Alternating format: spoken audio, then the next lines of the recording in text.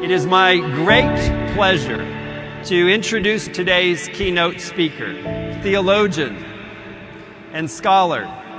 He is the auxiliary bishop in the Archdiocese of Los Angeles, the founder of a worldwide apostolate. He was ordained a priest in the Archdiocese of Chicago in 1986. And it is my great pleasure and distinction to give to you Bishop Robert Barron. Well, thank you for that beautiful introduction. Well, my fellow graduates,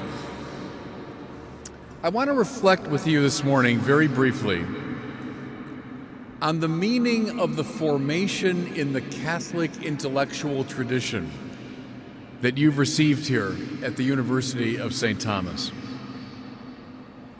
A standard view on display today in practically every nook and cranny of our cultural life is that the individual person has the prerogative of creating his or her own values.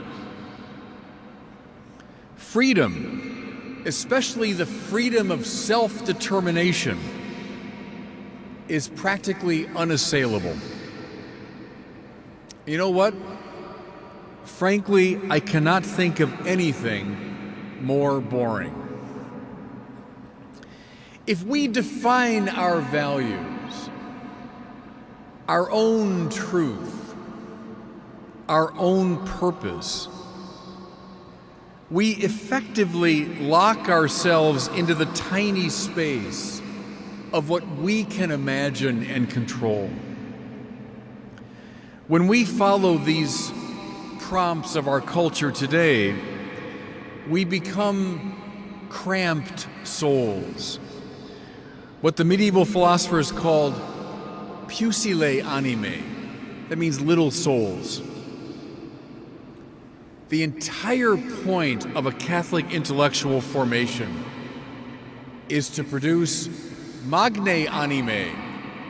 That means great souls. A great soul doesn't invent her own values. Rather, she intuits the marvelous intellectual, moral, and aesthetic values that are found in the objective order. And then she responds to them with her whole heart. And she thereby expands in a manner commensurate with the goods that have captivated her. You know, the basic purpose of the initiation rituals found among primal peoples around the world was to convince a young person that his life is not about him. Typically in these rituals, he would be wrested away from his comfortable domestic environment. He'd be scarified in some way, instructed in the lore of his tribe, and then, equipped with only a few provisions, he would be cast out into the jungle or the forest or the tundra and told to make it on his own. This was not arbitrary cruelty. It was an invitation to move out of his own tiny space and to discover the objective values in his people's history, in nature, and finally in the spiritual order. Your time here at the University of St. Thomas has been a kind of ritual of initiation. The point of these past 4 years has been to break you out of your self-regard and to invite you to an adventurous exploration of new worlds of thought and experience.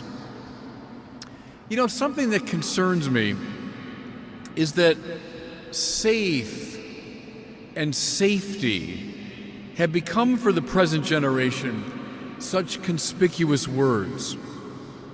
Now, no one denies that a modicum of safety is required for any sort of peace of mind or achievement. Nevertheless, one would be hard-pressed to say that a religion that places at the very center of our attention a man nailed to a cross is concerned primarily with safety. According to the cliché, ships are safe in harbors, but ships aren't meant for harbors. They're meant for the open sea. In a similar way, you are indeed safe within the confines of your own desires and expectations, but you're not meant to live in that small world, but rather in the infinitely wider and more fascinating world of objective value. You know, two areas I think that your generation is especially attuned to objective value would be the natural sciences and social justice. In the course of my evangelical work, I find that among many young people especially, there's a great reverence for the sciences and the technology they've produced. Even as they demonstrate sometimes a certain impatience with other disciplines, they tend to accept physics, chemistry, medicine, engineering as authoritative. But here's the point. In doing so, they are acknowledging an extraordinarily significant realm of value, namely objective intelligibility. No scientist, physicist, chemist, astronomer, psychologist, etc., could ever get her work off the ground unless she believed that the world she investigated were marked by form, pattern, and understandability. The responsible researcher is not inventing intelligibility, she's finding it, following it, rejoicing in it. And I would say that you and many of your peers are passionate about issues of social justice. You're eager to fight corruption, discrimination, race prejudice, inequality. You advocate for inclusivity, the acceptance of diversity, care for those on the margins of society. Good. In doing so, you are acknowledging the existence of certain moral values that you have not invented and that apply in all circumstances. None of you, I wager, would say that racism or sexism or human trafficking are acceptable in some contexts, or that opposing them is simply a matter of personal opinion. No. In point of fact, you feel so strongly about these matters because you know they are moral absolutes that summon your attention. Like the intelligibility of the world discovered by the scientist, so these objective moral truths draw you out of yourself and into spiritual adventure. Now, just one more step. If the patterned structure of nature and moral values are not projections of our subjectivity or the mere products of a social consensus, but rather objective features of reality, we readily ask, okay, where did they come from? The answer of the great Catholic intellectual tradition is that they came from the Creator God, who is intelligibility itself, who is moral goodness itself.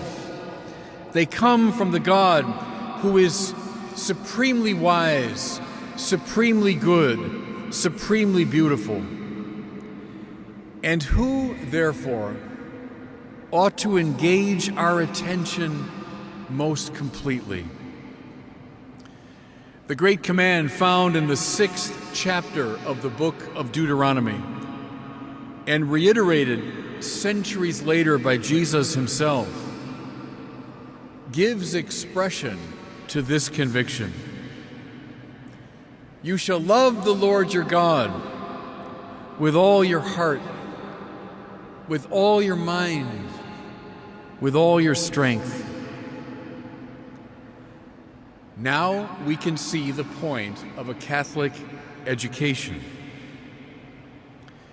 To beguile you with the objective values, epistemic, aesthetic, and moral, that exist in the world and that direct you finally to the divine source of those values. Once you understand this, you're ready for spiritual adventure. You're ready to move the ship out of safe harbor. You're ready to become a great soul. Well, friends, how can I address this assembly and not make reference to your great patron, St. Thomas Aquinas? In the second part of his magnificent summary of Christian doctrine, Thomas discusses the virtue of magnanimitas in his Latin, magnanimity, the quality of having a great soul. Here's what he says. Magnanimity, by its very name, denotes the stretching forth of the soul to great things. That pithy definition expresses everything I've been trying to say in this address. What are these great things that Thomas references, but those objective values that summon the soul? And so the key to a spiritually successful life is to go for them, to stretch out toward them. It's to stay within the musty confines of the self, or to see the values in question but never to reach out to them, is to settle for a kind of spiritual mediocrity. Here's St. Thomas again.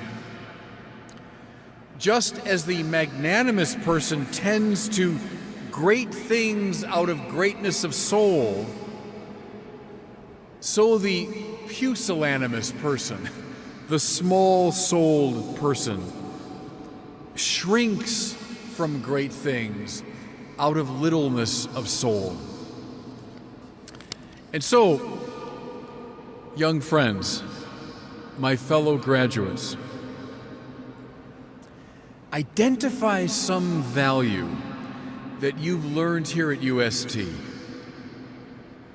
some goodness or truth or beauty that has sung to your soul, and then give yourself to it with a kind of reckless abandon. Stretch out toward it, and it will give you satisfaction and finally lead you to God. You know this, that the literature of the world is filled with stories of people who have spent their lives satisfying their egos, building up wealth, pleasure, power, and honor, but neglecting the development of their souls. Perhaps you've met some of these people, glittering on the outside, but atrophied on the inside. And perhaps you've encountered the opposite case. Those who have very little in the eyes of the world, but who are vibrantly alive, spiritually on fire, for they've cultivated their souls. There's a story told of Thomas Aquinas that I particularly savor. Toward the end of his life, Thomas was laboring over the section of his great Summa Theologiae dealing with the Eucharist. Though it's commonly taken now to be a masterpiece, Thomas himself was uneasy with his treatise, convinced it did not do justice to the mystery he was trying to describe. And so he placed the text at the foot of the crucifix and asked for God's help. Well, according to the story, a voice came from the figure of the crucified Lord. "Thomas, you've written well of me. What would you have as a reward?" The great man could have asked for anything, for fame, for wealth, for powerful office. But instead he said, "Non nisi te, Domine." I'll have nothing except you, Lord. Fellow graduates, the patron of this university spent his life seeking and discerning objective values. And he knew that all these goods find their source in the supreme value of God. His soul stretched out to great things and finally to the creator of these great things. In a word, the purpose of this university is to make you like Thomas Aquinas. So, put the ship out to the perils and possibilities of the open sea. Stretch out to great things. Be great souls. And God bless you all.